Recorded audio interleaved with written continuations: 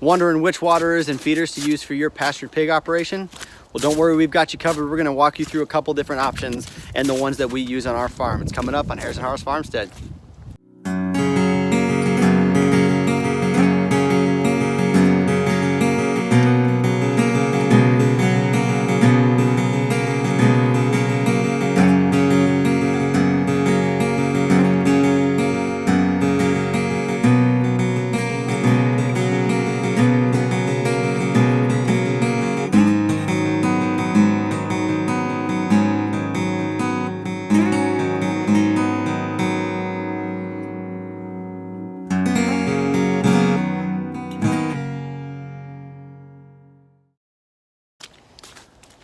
What's going on, guys? Matthias here with Hares and Harrows Farmstead, and today we are covering different feeders and waterers for pigs. As always, at the beginning of our videos and at the end, we love to ask you to do us a favor, and that is hit that like and subscribe and that notification button. All three are super important and help us get our videos out to more people. So if you could do that, if you do that favor for us, that would be awesome. What we're talking about today is waterers and feeders. Whoa, I almost totally bit it. It's super icy right now. We're actually in the middle of our maple syrup season, and all of the tracks that we're making back and forth ice over at the overnight, and I almost just totally ate dirt. So I wanted to cover waterers real quick, and the waterers that we use are pretty simple. We'll actually go into the barn here for a second. And we used just the simple watering pans for our pigs this last year, and those worked just fine. The problem was a couple things. One, they're pretty shallow, and actually we're using them for our chicken feed at the moment because they broke the chicken feeder. But they're pretty shallow, and so the problem with that is two things. One, they don't hold much water, and so you're constantly coming out. I was coming out probably 3 times a day to fill the water. More if the pigs knocked it over, which was always. They love to mess around, and if they didn't have a wallow, if I hadn't gotten to their wallow soon enough in the morning, then they would knock their water dishes over in order to create one for themselves. And so that was just not super efficient for us. It took a lot of effort to haul out. Like I said in a past video, we don't have water out to our barn yet, so we were just hauling that water from the house to the barn or to the field, which is anywhere between 200 and 600 feet, which doesn't seem like that much, but when you've got 2 5-gallon water buckets that you're hauling 3 times a day, it just is a lot of time, but it's a good workout. So what we're doing this year for our waterers is when we pick up our pigs, that same farmer has actually got a couple of spare food grade IBC totes, and those hold 275 gallons a piece. And so what we're gonna do is we're gonna obviously fill those up, but then we're gonna put these little hog water nipples on there. We did try to use these last year. The pigs didn't take to them as well because they were older when we actually found out about these, and they just didn't want to use them. Plus the 55-gallon drum that we were using, we needed it for other things. So we decided to hold off on this on that until this year, so that we can train them on it real early. That'll be the first thing that they use inside the barn, so they'll be able to get used to it pretty well. But what they'll do is we'll put probably 8 of these on each one, so that we don't have any pigs waiting for water if they need it. And then they'll mess with this because it's metal. They like to, move things around and figure them out. They're very curious because they're very intelligent. And then they'll move this, they'll bite on this, and every time they bite on this little nipple will release, and water will start flowing out, and that's how they figure out where their water comes from. So we're gonna be using those. I wish I could show you what that looks like, but you can just look it up. It's just 275-gallon IBC tote. You've probably seen them if you've ever been anywhere in the country. They're all over the sides of the road. They're just these big cube, plastic cubes with metal racking on the sides, and so we'll use that for this year. If these don't happen to work, we'll probably leave them in just to make sure that we plug up those holes. And then most of those totes usually have a valve that you can open, and we'll at least store the water there so we can fill buckets and other things with those. So that's what we're going to be using for our waterers this year, but we'll update you if that changes. As far as our feeders, we also use those pans at the beginning of the year for feeding as well, because we they're shallow enough for the pigs. And what we were using beforehand were these. This one's kind of gross because we haven't touched it, we just left it out, but we were using this 55-gallon drum cut in half, and we put a little 2x4 board in there to separate it so the pigs couldn't just keep on pushing each other over, which was happening a ton.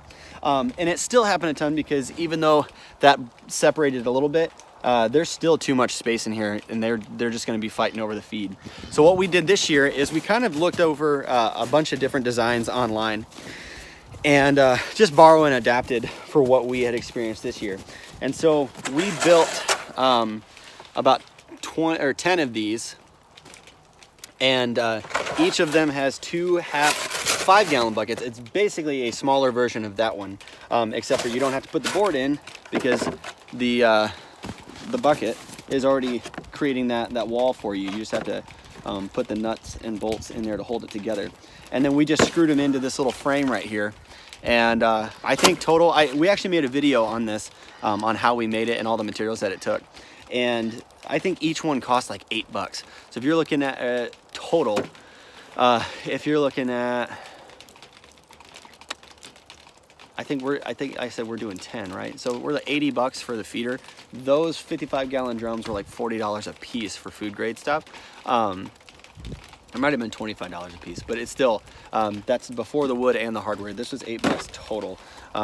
So yeah, it definitely more cost efficient, because we were able to make 10 of those, and we're looking at the cost of 4 of those. So yeah, that's what we use for our feeders. You can use the pans. They work just fine. These we like because they are they're shallow enough for the piglets to get to, and they're deep enough, and they're small enough that they're not going to fight over, or they're not going to be pushing each other out of the way, because we have enough of them. The other thing that we like about them is that you can spread them out. With those feeders and with free feeding, that's another important thing I'm going to cover in a second. With free feeding, you've got these big, giant, probably half-ton to 1-ton feeders that just sit in the same spot. You have to have a tractor to move them, and they're super heavy, and they're portable, but they're not incredibly portable. So when you're feeding your pigs, you're getting, wherever their feed is where you're going to see the most impact on the land. And because, man, I almost fell over again. You're going to see the most impact on the land where their food is. And if you want them to stay in the same pasture, you're going to have to move that feeder around. The thing I like about those smaller feeders that we made for this year is that, and again, I said this in the video that covered how we made them, but we can move them around and disperse them in wide enough areas to where they'll impact the land all the way around it, and we won't have to move them except for maybe one time while they're in each pasture, if we see that the impact is becoming too great in one area. But they're super portable. I can move a couple of them with just myself, and no tractor necessary. So that's why we went with those feeders this year. Now, the other thing that made that possible for us to use those feeders as opposed to free feeders is because we don't free feed. We want our pigs to graze. We want them to go through the pasture. We want them to eat the pasture. We want them to eat the dirt and the minerals in there. And if we're constantly feeding them to where they're full, one misconception about pigs is that they are pigs and don't stop eating. They just eat until the food's gone. And that's not true. Pigs will actually never overeat. They'll never eat more than they need. So what we do to encourage them to not laze around and continue to get fat, but also to get that muscle built and have a ton of meat on our pigs, as well as healthy fats, we want them to eat the pasture. So we give them a pre-weighed amount, which that I will actually cover in another video, probably outside this series one day. But we give them a pre-measured amount depending on how large they are and how old they are. And then the rest of their feed comes from, it's up to them. It comes from what they forage. And so that's why we're able to use those, because we're not free feeding. We do give them that pre-measured amount. But you can always use those free feeders. They are a whole lot more convenient as far as when you have to feed your pigs. You fill up 1 to 2 tons at a time, and you just let it sit there until it's empty, which will take a while. which is totally fine if you want to do that. That works for a lot of people. Most people actually do use that method, but it's just not what we prefer to do here. All right, so that about covers it. The only thing that I didn't mention is that the one thing we're going to want to try if the pig watering nipples don't work out and they don't take to them, is we're going to try automatic waterers hooked up to that IBC tote. So it'll require a little bit of PVC and some other plumbing and valves and whatnot. But other than that, we're not planning on that this year, but that's the idea in case this doesn't work out. I don't have a cost on that because we haven't tried it yet, but I will let you know and update you if that is what we decide to go with. But as far as cost of materials for all of the feeding and watering, we know that our IBC totes cost about 65 bucks. Now those are for ones that hold organic kelp meal. They are food grade, so they do tend to be a little bit pricier, but we've got about 65 bucks into each one. And for 4 pigs, which is the scenario we aim for in these videos, you're not going to need more than one of those. That'll last you a couple weeks.